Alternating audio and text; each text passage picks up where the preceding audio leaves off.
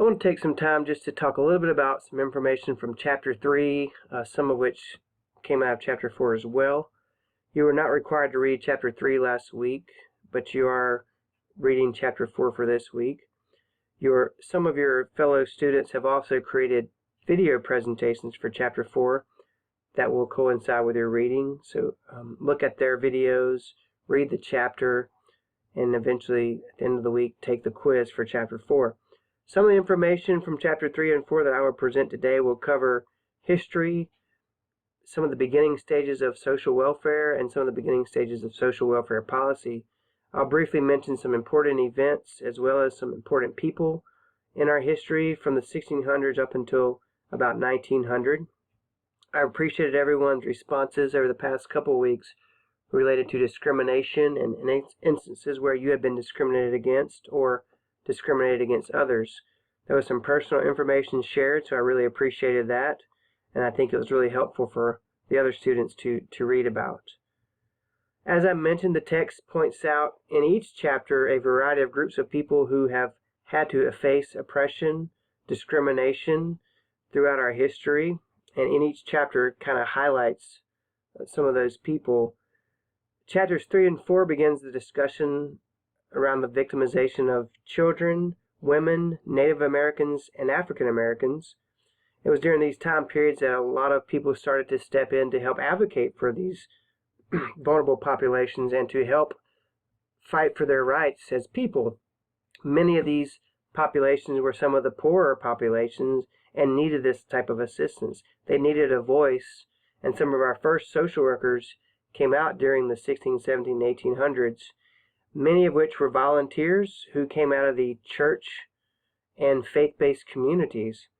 Our social work system today stemmed solely out of the volunteer sector and eventually through philanthropy, which helped out as well. We will talk a little bit over the next couple of weeks about volunteerism and the importance that volunteers have had on the impact of social welfare. Have a little bit of information on these slides related to the early stages of social welfare that came out of England in the 1600s. We kind of built our system that we have today out of some of the things that the English started. But what's important to note here is that during this time period, work was really seen as a favor to God and an expectation of God. Many people at this time period thought if you weren't working, then you were sinning against God, and that those who sinned against God would be punished, and that they were oftentimes punished as being poor. They did, however, see that some people were considered poor and able and unable to work, and those people were oftentimes given relief in the form of assistance. We adapted that same type of system in colonial America, and we continued to build on that over the next 100 years or so. It was during the Civil War that really we began to have a bigger emergence of people to assist individuals who were poor, living in poverty, oftentimes of different races, nationalities. During the Civil War, with the splitting of the sides, the North and the South, and the splitting of the ideal that slavery was okay, many people, including females and African Americans, emerged as some of the first social workers that we had.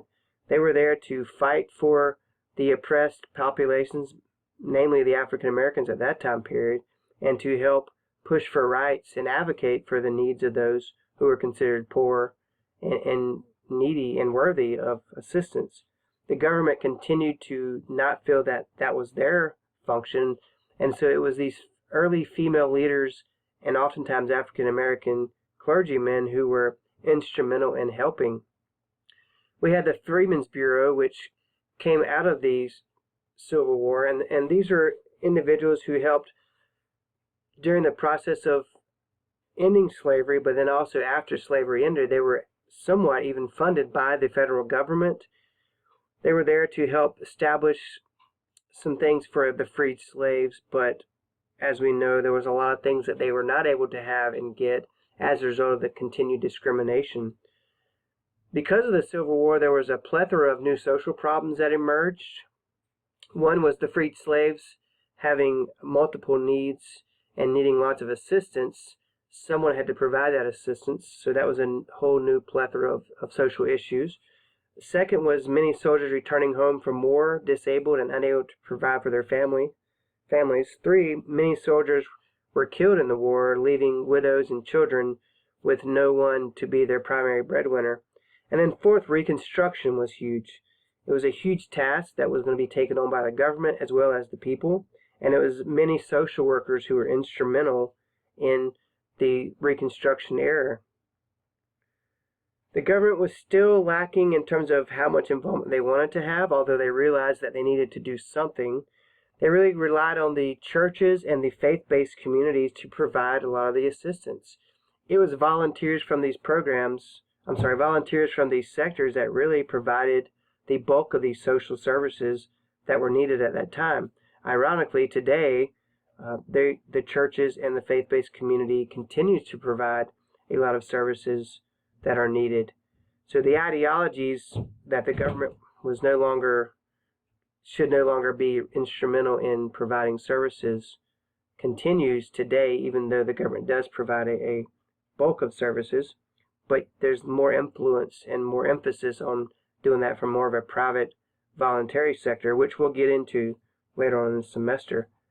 There are plenty of people during these time periods that emerged to help people who were in need of assistance. Some of those were Jane Addams, Dorothea Dix, which will be discussed in chapter 4, and her efforts to help those with mental illness. Jane Addams, of course, starting up the Hull House in Chicago. That was huge in terms of reform and reform-oriented services. We also had the charitable organization societies that were instrumental in the 1800s, which we'll talk a little bit more about later. And we had a plethora of volunteers and individuals who were there to help the poor and help those in need. Oftentimes those who were of minority populations, women, children, African Americans, and other oppressed populations. The chapter videos that your classmates will be providing more information related to chapter 4 in that time period covering the 1900s. And so I will provide some more information next week related to volunteering and how this volunteer sector that emerged early on in our history continues today, and the importance of the volunteer sector back then and today.